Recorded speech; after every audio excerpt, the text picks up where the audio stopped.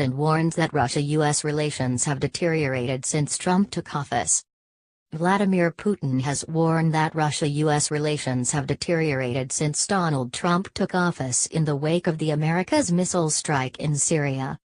The Russian president addressed a level of trust between Moscow and Washington in an interview transcript released by Kremlin officials. His statement came as Moscow delivered an unusually hostile reception to Secretary of State Rex Tillerson in a face-off over Syria. Any hope in Russia that the Trump administration would herald less confrontational relations has been dashed in the past week after the new U.S. leader fired missiles at Syria to punish Moscow's ally for its suspected use of poison gas. Just as Tillerson sat down for talks in Moscow, a senior Russian official attacked the primitiveness and loutishness of U.S. rhetoric, part of a volley of statements that appeared timed to maximize the awkwardness during the first visit by a member of Trump's cabinet. One could say that the level of trust on a working level, especially on the military level, has not improved but has rather deteriorated, Putin said in an interview broadcast on Russian television moments after Tillerson sat down with Russian Foreign Minister Sergei Lavrov in an ornate hall. Putin doubled down on Russia's support for Syrian President Bashar al-Assad, repeating denials that Assad's government was to blame for the gas attack last week and adding a new theory that the attack may have been faked by Assad's enemies. Moments earlier, Lavrov greeted Tillerson with unusually icy remarks, denouncing the missile strike on Syria as illegal and accusing Washington of behaving unpredictably.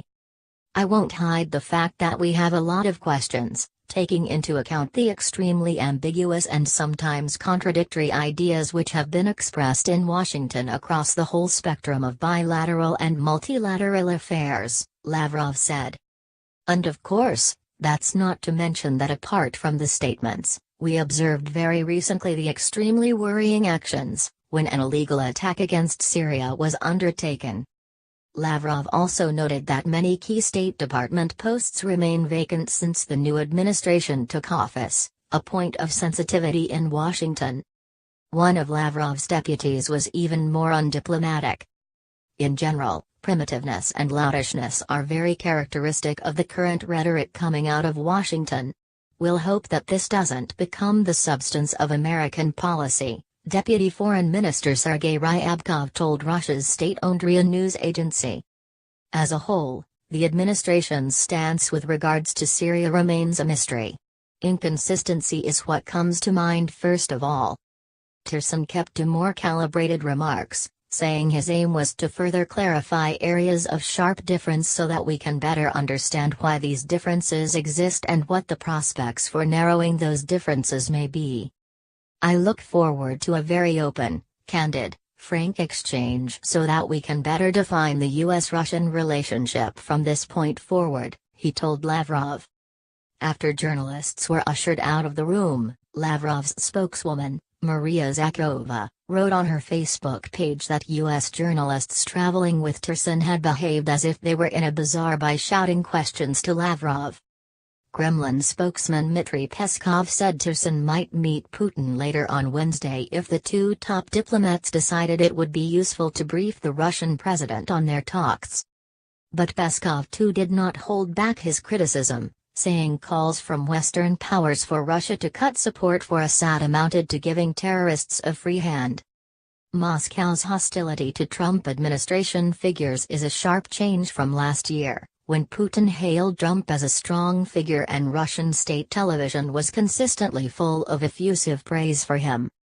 The White House has accused Moscow of trying to cover up Assad's use of chemical weapons after the attack on a town killed 87 people last week. Trump responded to the gas attack by firing 59 cruise missiles at a Syrian airbase on Friday. Washington warned Moscow, and Russian troops at the base were not hit. Moscow has stood by Assad, saying the poison gas belonged to rebels, an explanation Washington dismisses as beyond credible. Putin said that either gas belonging to the rebels was released when it was hit by a Syrian strike on a rebel arms dump, or the rebels faked the incident to discredit Assad. Trump came to the presidency promising to seek closer ties with Russia and greater cooperation fighting against their common enemy in Syria, Islamic State. Tillerson is a former oil executive who was awarded Russia's Order of Friendship by Putin. Last week's poison gas attack and the U.S. retaliation upended what many in Moscow hoped would be a transformation in relations between the two countries, which reached a post-Cold War low under Trump's predecessor Barack Obama. The United States and its European allies imposed financial sanctions on Russia in 2014 after Putin seized territory from neighboring Ukraine. Washington is leading a campaign of airstrikes in Syria against Islamic State fighters and has backed rebels fighting against Assad during a 6-year civil war, but until last week the United States had avoided directly targeting the Syrian government. Russia, meanwhile, intervened in the civil war on Assad's side in 2015 and has troops on the ground, which it says are advising government forces. Both Washington and Moscow say their main enemy is Islamic State, although they back opposing sides in the wider civil war which has killed more than 400,000 people and spawned the world's worst refugee crisis.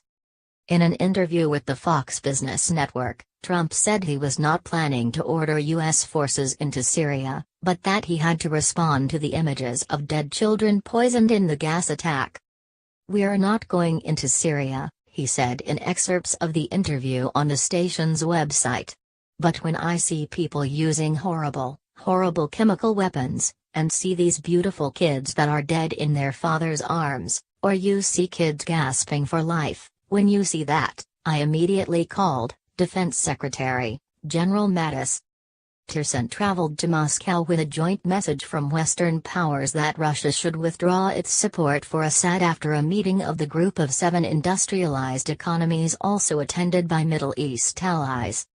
Some of Washington's allies had been wary of Trump, who spoke during his election campaign of seeking closer ties with Moscow and questioned the value of U.S. support for its traditional friends. Tillerson's mission sees the Trump administration taking on the traditional U.S. role as spokesman for a unified Western position. Trump's relations with Russia are also a domestic issue, as U.S. intelligence agencies have accused Moscow of using computer hacking to intervene in the election to help Trump win. The FBI is investigating whether any Trump campaign figures colluded with Moscow, which the White House denies.